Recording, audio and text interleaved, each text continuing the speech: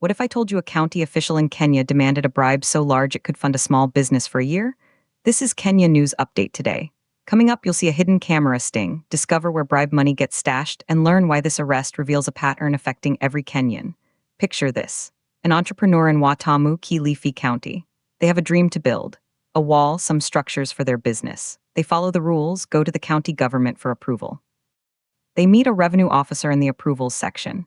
But here's the twist. The officer doesn't see a citizen. They see an ATM. The demand is blunt. Pay 435,000 shillings, or your construction project is dead. The breakdown is specific and shocking. 73,000 shillings just to approve a single wall, another 362,000 shillings for the other structures. The EACC later stated this amount was deliberately inflated. For personal financial gain, this wasn't bureaucracy. It was robbery in a government office. But this entrepreneur is the hero we need. They didn't comply. They didn't stay silent. They walked straight to the Ethics and Anti-Corruption Commission and filed a complaint. They said no, and that single act triggered a chain reaction.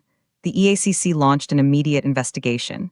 Their preliminary findings confirmed a bribe demand of 400,000 shillings, but here's what happened next. The EACC planned an operation worthy of a spy movie. On March 26, 2026, they set a trap at the Watamu municipal offices. Undercover officers were in position. The suspect arrived, expecting a bag full of cash. What they got was a pair of handcuffs. EACC officers moved in and made the arrest on allegations of bribery and abuse of office. The suspect was processed at the EACC Upper Coast Regional Office in Malindi, then taken to Malindi Police Station. But here's the moment that will make your blood boil. After this serious arrest, the county official was released, on a cash bail of 20,000 shillings. Let me repeat that. Allegedly demands 435,000 shillings, gets caught red-handed, and walks out of the police station after paying bail of just 20,000 shillings. That's bail set at less than 5% of the bribe they demanded. They are now free, pending further investigations. The EACC issued a stern warning after the arrest. The commission cautioned all public officers against corrupt practices. It reiterated its commitment to eradicating bribery at service delivery points. The goal? To enhance access to quality services for all citizens. But this story in Watamu is not an isolated incident. It's part of a pattern. This is the second county official arrested by the EACC in the same week. Just 3 days earlier, on March 24, a similar sting happened in Nakuru. An employee of the Nakuru Water and Sewerage Company was arrested, and the money recovery was like something from a crime thriller.